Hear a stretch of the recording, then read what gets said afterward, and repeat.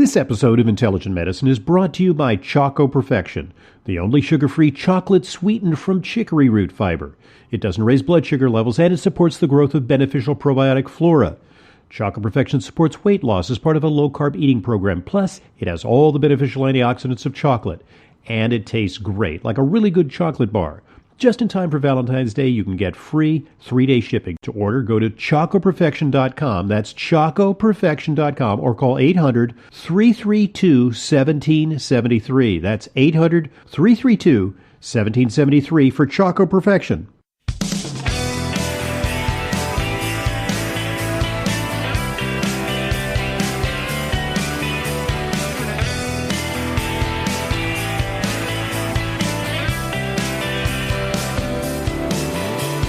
Welcome to the Intelligent Medicine Podcast. I'm your host, Dr. Ronald Hoffman, and I think it's an appropriate time of year to discuss the bane of a lot of people's existence in midwinter, which is cold and flu season. And this cold and flu season is particularly inauspicious because, well, they told us to get the flu shot, but according to the latest statistics, the flu shot this year is a flop. So we are this year forced to look at natural remedies. And I can think of no two people who could better inform us about the subjects than today's guests, Carl and Jhoane Robinson. They're health educators and co-founders of liquid dietary supplement manufacturer Cedar Bear Naturals. And that's a very good company. They make a lot of very clean natural products. And in terms of background, Carl is a clinical and formulary herbalist and nutritional therapist with a Master of Herbology in Herbal Pharmacognosy, as well as pharmacology. And he's been an insider in the herbal products industry for 30 years. He actually was instrumental in passage of state legislation that in turn became a template for the federal government's Dietary Supplement Health Education Act, which is something that we still preside under. That's the current framework for regulating nutritional supplements. And he's the author of numerous white papers and published works and educational courses on herbs and natural health. Jhoane is a traditional herbalist, yoga instructor, and meditation facilitator. She's an organic gardener, and she has gone to the dark side because she's the daughter of an MD internist, and now she's involved in herbal medicine. So she's seen both sides of medicine in her life and in her career. And she herself, we'll talk a little bit about it, has overcome a serious medical challenge using natural means. So welcome, Carl and Jhoane. It's a pleasure having you on the Intelligent Medicine Podcast. Well, thank you. Thank you very much for having us. It's my pleasure. And so frame the issue for us. The CDC announced that there were some problems, unforeseen problems with this year's flu vaccine. What's the deal? Well, what happened was the vaccine at the end of the year, when they get ready to do the vaccines for the following year, the year that's coming up, they'll usually do a statistical review. Statistics. Anyway, they'll do a statistical review of the most likely direction that the flu virus is going to take. And they'll pick the top 3 variants, meaning the flu virus mutation pathways. They'll pick the top 3, and they'll base next year's flu vaccine on those top 3 that statistically are supposed to be the ones that show up as most likely to be what they have to deal with. Well, it's kind of like a long-range weather prediction, which doesn't always work out well. It's like it's like poor Richard's almanac. It's like this is going to be. It's called the Specious Vaccine Almanac. Right. Anyway, that's well said. So anyway, what happened was they got all the vaccines manufactured and done, which is done sometime in May, June. When they hit August, September, which is when they start seeing where the flu is going to go, by October, November, they saw that this year the flu did not hit a single one of the 3 flu variants that were in the current vaccination. It went off in a completely different direction. They actually knew that in the summertime, but did not release that information that the flu yet those that were coming at us had mutated significantly from the vaccine that they prepared. So much for full disclosure by the government, because they were urging everyone must get the flu vaccine. That's your only hope, and and they knew all along that it was going to be for a lot of Americans an exercise in futility. They know within the next quarter if the flu shot they've done is going to be able to meet the need. The problem is CDC was so embarrassed by it because a lot of our flu vaccines that are produced here in the United States, they're also replicated through the companies that do it throughout the world, so that they can basically be at the head of not having this thing revolve and become epidemic throughout the world. So it was so embarrassing. They were so committed to the vaccine and found out it wasn't working. For the first time in their history concerning the flu vaccine, they not only had to go public, they had to go international with that announcement. And they did that early December. Yeah, they did it in early December, which sadly was about, proverbially speaking, was $1 short and a day late. Yep. For instance, out here where we're at, we're in the northeast section of Utah, up in the Uinta Basin. We're in an outlying rural area. We already had the flu. The hospitals and clinics were already getting this flu variant 1st of November, last part of October. And where the flu is supposed to peak in February out here, it was already starting to peak late December. Wow. So the whole thing is kind of a fiasco, and they'd rather forget about this year. Okay, better luck next time, guys. But in the meantime, we're thrown back on our own resources. You guys have long urged people to utilize natural self-care methods to treat colds and flus because, in the current medical armamentarium, we have these antiviral medications. Now they're saying use the antiviral medications like Tamiflu, which have been roundly criticized. A major article in the British Medical Journal suggests that Tamiflu is just an example of an overhyped medication that for the vast majority of people, at best, may somewhat shorten the duration of the flu, maybe by a day, but doesn't really do that much and can have a lot of side effects. And Tamiflu, we've spent some time studying it, and its shortening of the duration of the flu is by 1 to 3 days, and it's been shown in clinical studies, no less, to lessen the symptoms so they're not as harsh. Here's the problem with Tamiflu: it has to be taken with the best is not 24 to 48 hours. It's within the first 24 hours of a flu onset. Most people don't even know they have a flu onset until 48 to 72 hours. After that, Tamiflu, it's not going to do what it needs to do. It is not a preventative. There was a time when it was being off-label. It was being off-label sold by a lot of unscrupulous physicians and pharmacists. Take. They were like stocking nursing homes with it to give people that on a daily basis, and it was exactly wrong use. The FDA hasn't even approved it for that. It is strictly a mitigating agent, meaning it lessens duration of symptoms and time. That is it, within that very, very tight protocol of within 24 hours. The fact of the matter is, I don't know I really got a flu until I'm getting, as I've gotten older, I'm more sensitive. But is it a cold? Is it a flu? Am I just a little exhausted under the weather? Will it pass? And then you get hit like a freight train. Is it a bronchial? Is it a bronchial bacteria, which can come off as a flu? Guess what? Tamiflu and vaccines don't work for that. That's a bacterium, like pneumonia.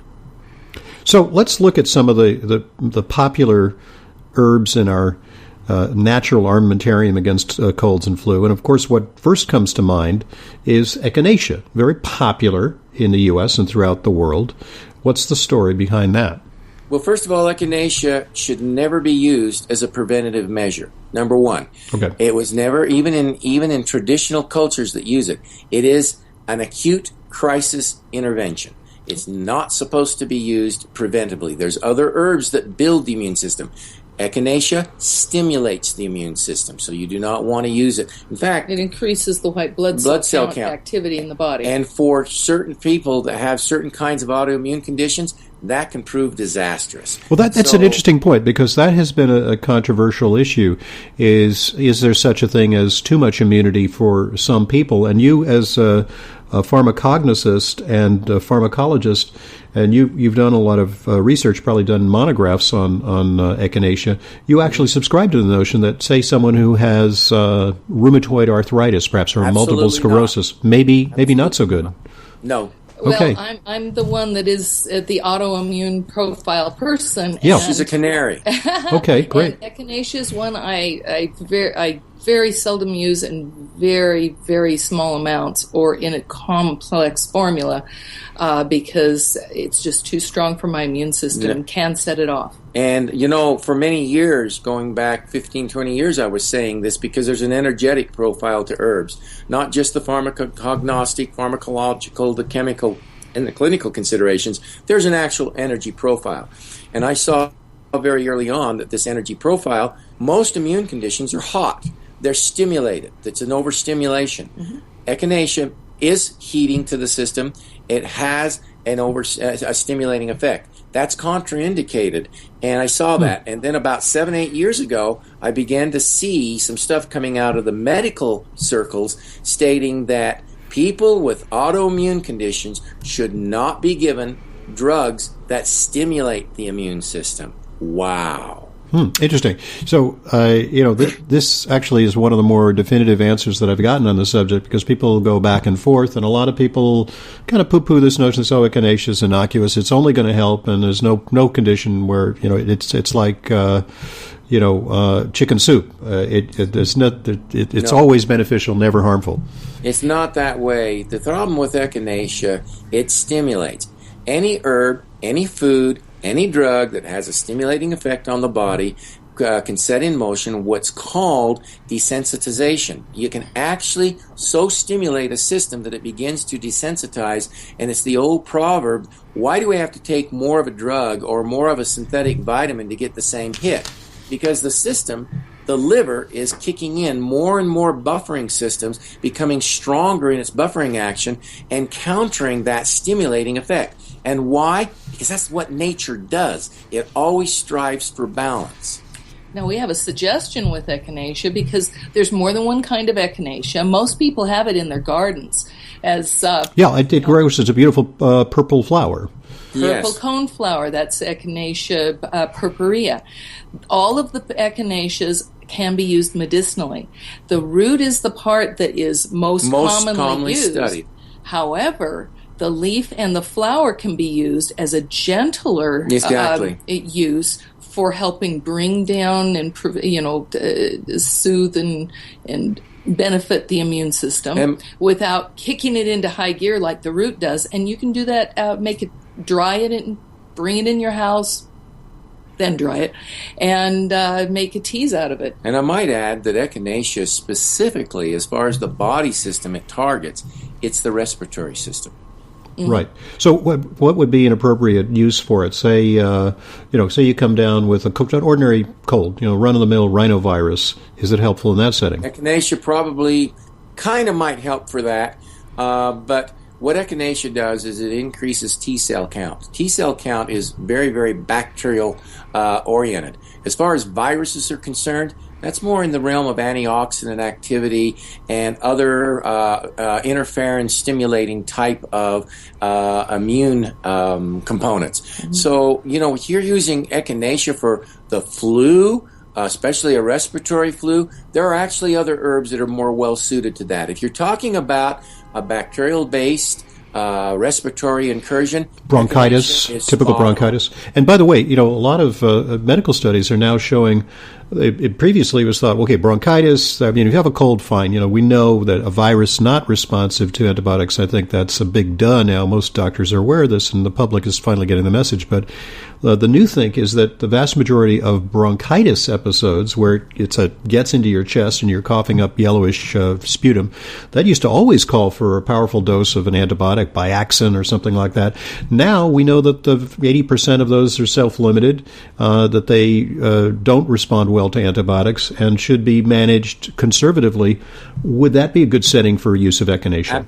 A moderate use. Actually, when you get to a stage of bronchitis, that's called after effect of, say, if somebody's had a respiratory flu, RSV, or if they have had a bout of mycoplasma, or a bacterial lung problem, usually the lungs, because they've been so traumatized, the tissues at the bronchial level from the coughing, the hacking, it takes anywhere from a number of weeks to maybe 3 or 4 months for those tissues, depending on the individual and their constitution, to heal so that there's not that constant irritation. Because now that the lungs have been traumatized, and your lung tissue, your respiratory tissue, is some of the most sensitive tissues in the body, only the nerves are more sensitive and take longer to heal. So this bronchitis is just a residual effect of the irritation working its way through and the lungs healing. And that's something. It's more of an inflammatory problem at that point. Exactly. So there are other herbs and for so that. What we look at in that situation, especially when I'm taking put my clinical hat on, is there bronchial problems? Are they of a dry nature? Meaning, is it a dry cough? Is it a cough that just can't seem to produce any mucus or mucoid? Or is it a wet cough, meaning that they're producing copious amounts of a mucoid or a mucus condition? With the nose runnings and stuff. Those require completely different types of herbs and approach, because obviously if the tissues are dry, scratchy, irritated that way, you need to use herbs that help to moisten, that help to soothe. The marshmallows, the mullein type of things. If, on the other hand, it's a very copious producing type of cough and hacking, then you use the herbs like the wild cherry bark, L-campaign, which has a drying action. White pine. And white pine. Right. So this is the first thing. So these are actually available, and you actually have a company, Cedar Bear. So as an alternative to like Vicodin cough syrup, with the codeine that suppresses the cough, and we now know that suppressing the cough, okay, it may help you sleep, but A, you're stoned and dysfunctional, and B, it's addicting, and C, just the suppression of the cough reflex may actually cause the problem to worsen and prolong the infection, impeding the lung clearance of this infectious material. Well, Ronald, as you've noticed here when I've talked about products, and especially when I talk about our company's products, I'm not going to go to the medical side. I'm not going to say that it's going to knock out bacteria, knock out viruses, and anything like that. When I said the energetic quality of these herbs, which is rooted in pharmacognosy and pharmacology and chemistry and the clinical considerations, but when I talk this way, I said drying and scratchy, and it's going to be a little more heated, versus the more fluid, wet, more coolish, maybe even pushing more to the chronic side. Those are not actual medical conditions. Right. Those are states of physiological and function.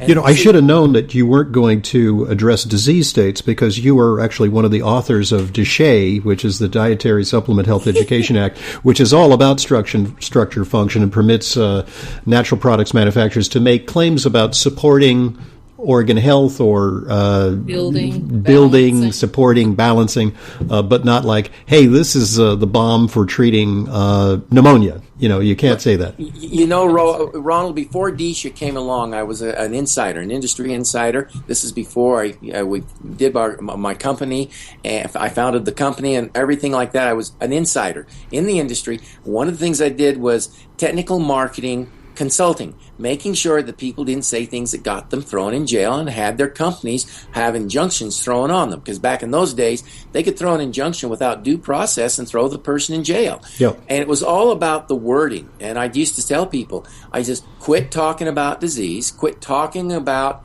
your product doing this and this, and talk from the point of view of energy, the nutritional, and more importantly, the biochemical and the physiological aspects.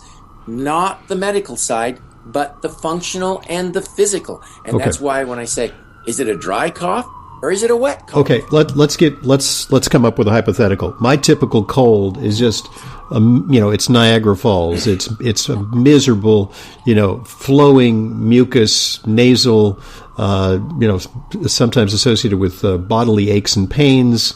Occasionally we get to the coughing stage, but mostly it's just, cement in my head and lots of mucus flow. So ordinary colds, what are some of the herbs that are supportive for that? What I would look at, and I'd say, without going into the medical side, but just simply the structure and function side, you're exhibiting a wet, more of a cooling type of condition. And it's focused on your respiratory system. So what do? We go after herbs that have an affinity for the respiratory system, including the sinuses. That's things like thyme, fenugreek, and yarrow. Elderberry. And for the lungs, the ones that I mentioned, the L-campane, the white pine, as well as the wild cherry. So these are herbs that would go for the respiratory system to counter that profile of being overly wet and a little cool and your system needing to be warmed up. You mean the Smith brothers had it right with their wild cherry lozenges? There's something to that. You know, the old Smith brothers lozenges that are made from wild cherry? Well, yes, they did, as far as people with wet, copious, productive coughs. And it originally came from the wild choke cherry bark, not from cherries. Yes. Oh. Now, interestingly, I was the first individual, and my company was the first company, to address the dry hacking cough that you see more here in the West, in the high deserts, in the arid areas, in the Southwest. Perhaps people sensitive to cedar pollen and so on. Yeah. And the fact that our colds here, as far as coughs and things, are typically dry, scratchy, sticky. You have to really hack and cough to get any kind of productive mucus flow, and that had not been addressed in American herbalism and in the commercial herbal products industry until we came along. Well, you sound like you're really on top of it and very well informed. This is a good point at which to pause, because we divide our podcast into two parts. In part two, I'd like you to talk about some of the commonly used products. Elderberry, I want to talk a little bit more about. Lomatia is a popular herb. Oregon graperoot, which contains berberine, which is a potent antimicrobial, and garlic and some others. So stay with us, folks. Please rejoin us for part two of our discussion with master herbalists and health educators, Carl and Jhoane Robinson, who are co-founders of Cedar Bear Naturals. Is it naturals or naturals? It's just naturals. Okay, great. It's a French spelling. It's spelled with an ES on the end. Yeah. But it's like au natural. It's like walking around without clothes. But it's natural. Okay. Like I said, there's a story behind that. Skinny dipping and use. I don't want to hear about that story. All right, I'm Dr. Ronald Hoffman, and this is the Intelligent Medicine Podcast.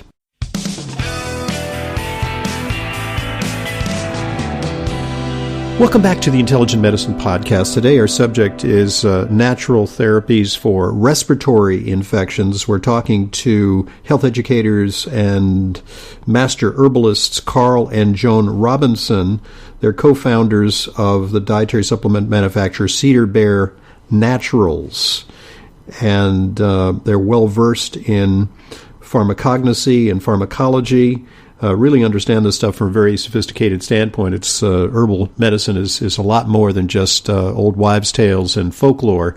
There's some true science to it, and these folks are experts in this field.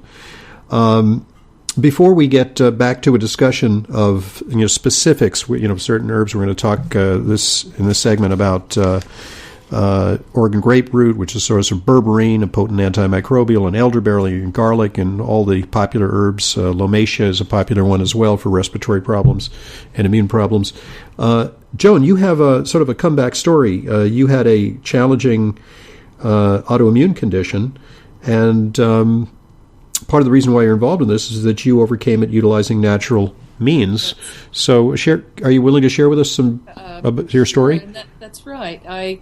My family has a lot of autoimmune issues. My mother had MS. Her sister had lupus, and her daughter and her granddaughter. So that we have a lot of autoimmune conditions that's genetically predisposed in my extended family. So I, having been a very, very type A person growing up, I pushed my immune system into that area and had a severe MS-type breakdown of my health.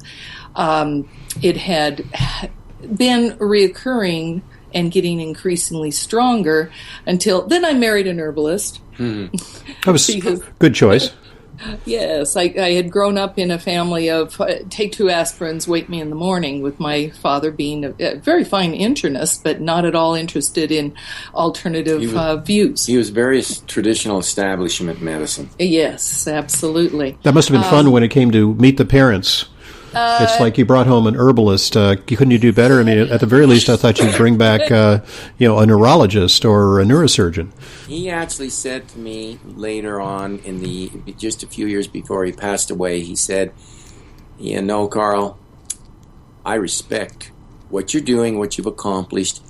I just can't agree with herbalism and natural medicine. And I said, Tom, that's okay. I appreciate the recognition and the recognizing that I am still doing the good work. He says, yeah, you're doing the good work. I just don't agree with it. It's tough to reform a dyed-in-the-wool internist. I didn't take it personal. It's just he came through a period in the 1940s and 50s where anything outside of the established orthodoxy was heresy, and it was very, very well indoctrinated into him. So for me, I understood. I managed to achieve escape velocity from that indoctrination, but I understand that. So, Jhoane, proceed with your story. Oh, so at one point, I had such an immediate crash of my immune system that I lost the ability to walk. I couldn't, unassisted. I had to really be helped. I was severely ill. And we researched, we studied, and we applied the things that Carl had been working with for quite a few years, and the herb products that he had begun working on and developing. And with that, with diet, with a lot of meditative work, I had to do a lot of inner healing. Visualization work. I was able to turn that condition around, and one of my visualizations was someday I am going to go hiking and walking in the mountains again, like we love to so much. And a couple of years later, I was hiking in the mountains, and I realized I had achieved that visual goal. And I sat down and cried, tears of joy. It was an amazing moment. Was there a specific dietary component that or dietary approach that made a difference for you? Oh, gracious. Oh, yeah, there was. We had to go with unsaturated fats, lower that. Totally gluten-free. Totally gluten-free. I was probably one of the first people to have to go totally gluten-free. Very, very careful with dairy intake. Shellfish. We loved shellfish, go up to Seattle where her family's from, and just have feasts. When we got up there, we had to stop that. The other thing was also just being very careful as far as not eating any one particular food or food group, overeating, but having a lot of variety, moving between different kinds. So you're sort of a rotation diet. Yeah, absolutely. Very heavily so, because my body has had 3 periods of time where it became extremely allergic to almost all foods. So I had to... You're a universal reactor. Yeah. Yes. So it had to really focus on healing the digestive system, so digestive enzymes and probiotics. We did a comprehensive program. Right. And we stuck with it. A lot of people, compliance is very, very difficult because we live in a society that's quick fix, wants instant gratification, especially here in the Western Hemisphere as far as America is concerned. And, we sat down and determined this is going to be a long haul. It's going to take some time, and you just have to be committed to it, consistent, and do it. Well, that's a very exciting comeback story, and you certainly embody some of the principles that your company promotes in using natural products. So coming back to some of the most important herbs for respiratory problems, lomatium it's less well known, but it's actually a very, very important herb for viral infections. So tell us about that plant. Well, an old traditional herbalist who he wasn't into the science side of herbalism as much as he was into the ethnobotanical use of herbs, spent some time, his name was Barlow, he spent some time working amongst the Indian tribes of the Rocky Mountain, Intermountain area of the United States. And he came across some information concerning the Blackfeet tribe up in northern Idaho, who the other Indian tribes didn't like them very much, and they were kind of isolated. But during the flu pandemic of 1918, people going through the area noted that these people, these Indians, did not have a serious problem with loss of life due to the pandemic, while all the other Indian tribes around in the area were decimated by the pandemic of 1918. Yes, millions died in that, tens of millions. Yes, and so what happened was he did a little bit of delving and found that one of the things that was very consistent with them that was not being done by the other Indians was they would boil in a community pot this black tea. Actually, it was a decoction. It was just left there to be heated, and everybody would take some of this once or twice a day. It was basically a concentrated water extraction of lomatium. Now, you said earlier that echinacea wasn't something you would take on a daily basis, so a lot of Americans, I think, are probably taking echinacea to fend off flu and colds. You're not suggesting that, but would lomatium be an alternative for someone who, No. say, not even... No. You use it like the echinacea. No, that's what he's asking. Yeah. Use it more acutely. It's in the same area for crisis, acute intervention. You would not use lomatium because it does the same thing. It stimulates the immune system. Okay. Its target, though, with as far as the body systems it works with, is those parts of the immune system that deal with viruses. Okay. So it's more, the echinacea we're feeling is maybe more antibacterial, that arm in the immune system, and lomatium is more antiviral. So that would be something you might take on an acute basis if you felt like you were subject to a viral infection of some kind. Yes. Now, if you want something that's going to be taken over long range and can be done preventatively, that strengthens the body's immune system that deals with viruses, that would be elderberry. Okay. Oh, I do want to tell a lomatium story, though. Okay. And that was in December when this flu hit our area. We gave a bottle, because we do liquid herbs. They're wonderful. We gave a bottle of lomatium to each of our employees because half a dozen out of 20 came down sick all at once. We said, okay, guys, here's some echinacea, here's some lomatium, and go home. You're in the middle. These are good to take when it's all around you. Right. And but one gentleman, that's Alex, he said, and he was sick. He said the next day, he said, "Oh my gosh, I could tell the difference." Yeah, wow. he felt the shift in his body. Yeah, he was amazed. So it enabled his immune system to more quickly overcome it. That's great. That's great. So you're talking about elderberry as a general preventive. Elderberry is fabulous. It's delicious. Yeah. It's one of the yummiest of all the herbs, elderberry is. It's very building because it possesses a complex citricated antioxidant components. And it also, I can't remember right off the top of my head, it has another group of components that help the immune system to deal with viruses. Now, interestingly, these kinds of herbs actually possess a slight interferon stimulating activity. As a physician, you know what I'm talking about. Sure. For the listeners out there, interferon is a part of our immune system. But what it is that interferon is the messengers that go out from the immune system and go throughout the body and say, you have an imminent incursion taking place. This part of the immune system needs to kick on.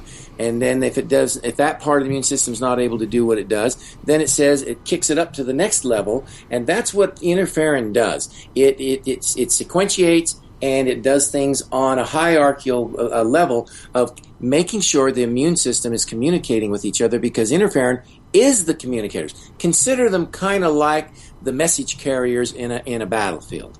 Okay. So elderberry, you would take it as a tea, or you would take it as a tincture, maybe a cup of elderberry tea daily during flu season and cold season.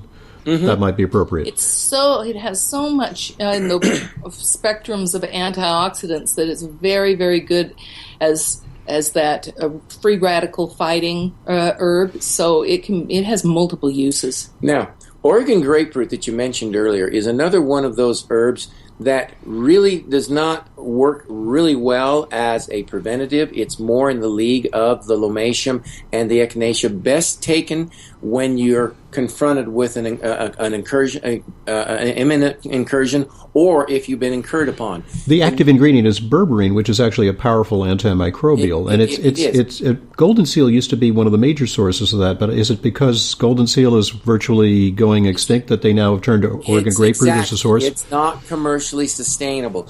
Golden seal, it also contains hydrostein, which is even a more powerful side of the equation. It used to be used as eye drops, golden seal. Oregon grapefruit is referred to as poor man's golden seal. Okay. Because it's very, very available. Yeah. So, all right, so that could be part of your arsenal if you fall sick. Now, the other, in terms of, my own personal tradition, chicken soup with lots and lots of garlic was an antidote to any kind, whatever ails you. And we had a lot of chicken soup with garlic this winter. Oh, man, Jhoane gets some soup, and she knows what she does is when the stock gets down a little, she'll build on it. So you get this complexity, this wonderful. After about 2 weeks of having eat chicken soup, at least once every day, I finally said, listen, I need a break. But it's a good thing because you guys live together and you're married, and, as long as you both do it, it's okay. Yeah. That's kind of the way it is. The garlic. Well, garlic's an amazing, amazing natural health support for so many, many reasons. But stimulates the NK cells, the natural killer cells, and so on. Mm-hmm. Yes. So in the wintertime, when you're having problems, garlic has kicked some severe bronchitis issues or even going into pneumonia for me, because you chop it up, fresh garlic, you leave it for 15 minutes because airing it allows those natural constituents to it allows the allicin to activate. That's it. The allicin to activate, which is a sulfur-based component that acts like a sulfonamide without the negative downsides of the sulfonamide drugs. And there's a story concerning garlic that I'd like to share. And during World War I, the eminent pioneer herbalist for modern herbalism here in America, Dr. John Christopher, he actually served in the military, and he was on the battlefront in the Belgian front, where all the death and mayhem was. Flanders, the fields of Flanders, and so on. Flanders. He was actually there, and they ran out of sulfonamides because penicillin had not been discovered yet. That didn't happen until just prior to World War II, and so they only had sulfonamides, and they would use those drugs usually as a dry powder and put it directly on the wound. But they ran out, and they had wounded. He was a corpsman, limbs having to be cut off, people having to be bandaged up and everything, and they were getting gangrene, sepsis, and all that.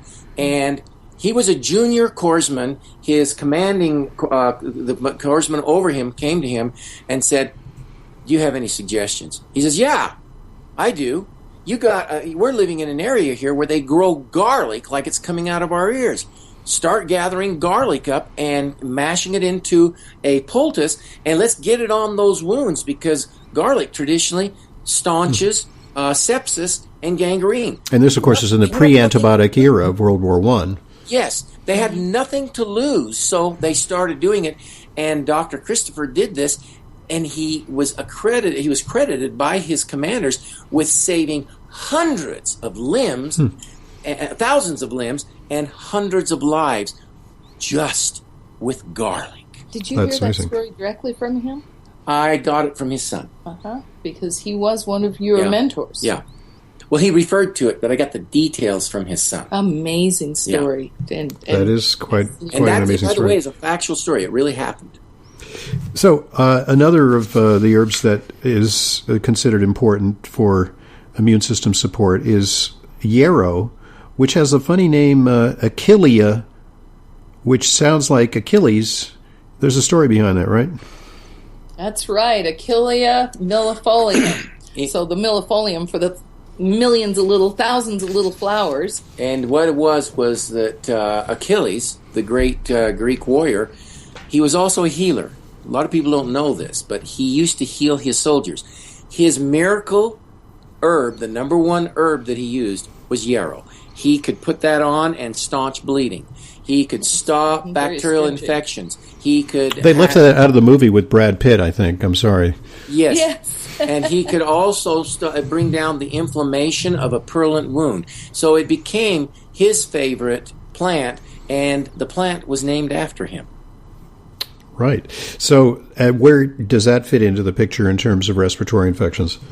It has an astringent effect. It also reduces inflammation, and yarrow by its nature, with its high essential oil compounds, is very antiseptic.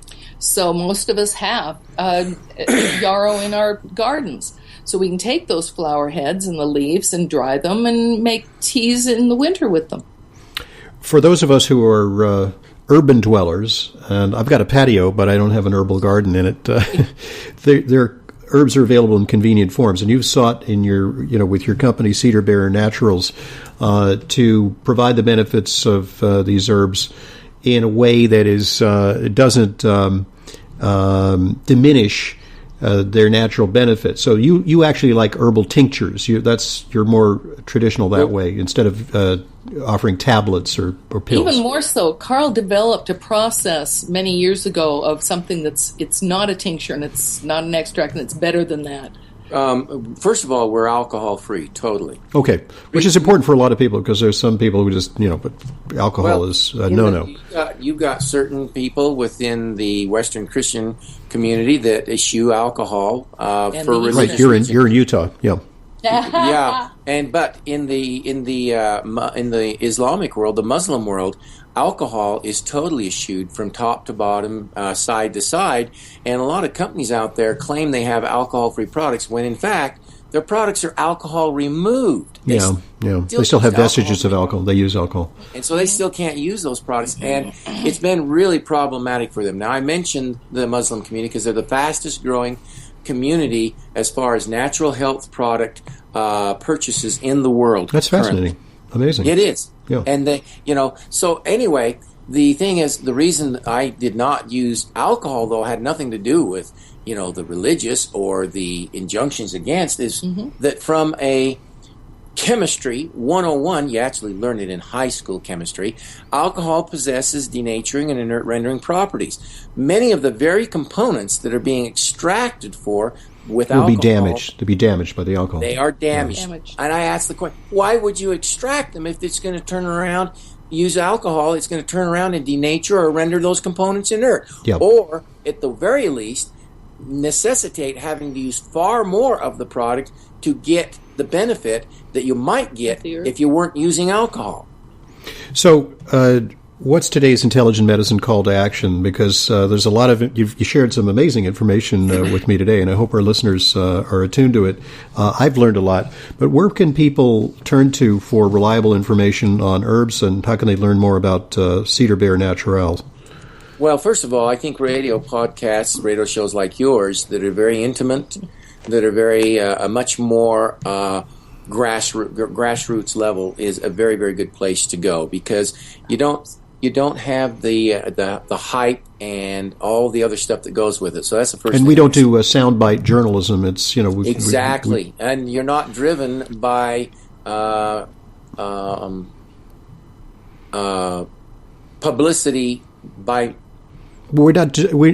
I think a way of saying it is we're not driven by the commercial imperative to get out a quick soundbite and then cut to commercial, for... And you're also not driven by trial by media mentality, that if it's sensational, you're going to get in there and just rip the situation apart, even if it's untrue. Like has just recently happened with DNA barcoding concerning identifying herbal ingredients. It's happened in New York. A brief comment from you on that. I don't want to go too much into depth because we've done some really extensive podcasts on that. You're an herbalist. Can you comment on that situation? Yes, I can. The products that were tested were ethanolic-type compounds and standardized products that were extracted with hot water or ethanol.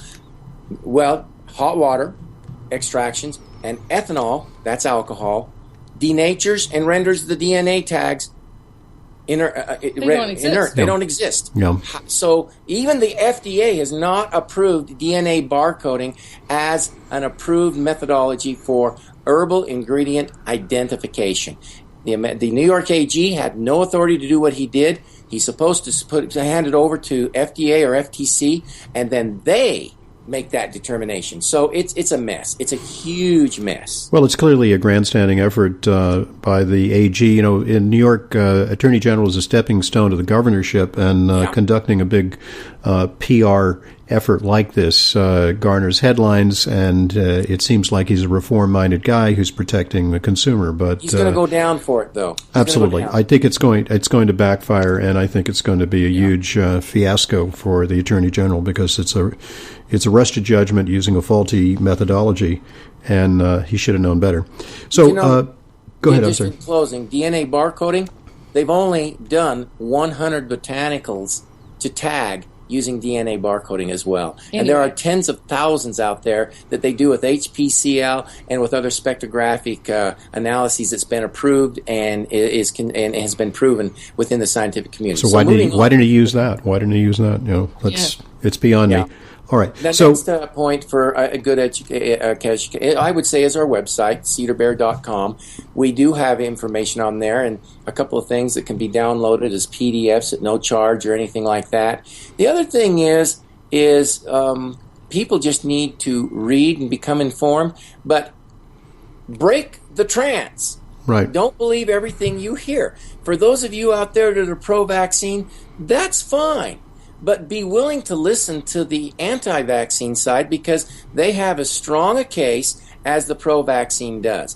The thing we don't have behind us is the weight of deep pockets and trial by media. So, well, it seems like you are a very conscientious seeker of truth because, on the one hand, you don't espouse the conventional medical model, but you also take issue with simplistic interpretations of natural medicine, which would have everybody take echinacea, year round.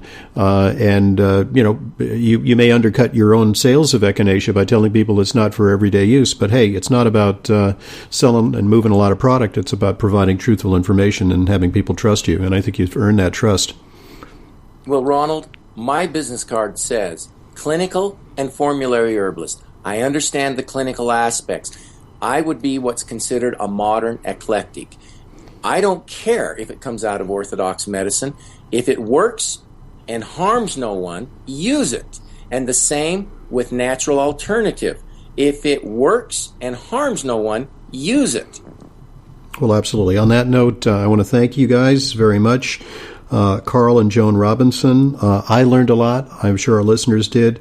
And for more information, you can go to cedarbear.com. Thanks very much for joining us. I'm Dr. Ronald Hoffman, and this is the Intelligent Medicine Podcast.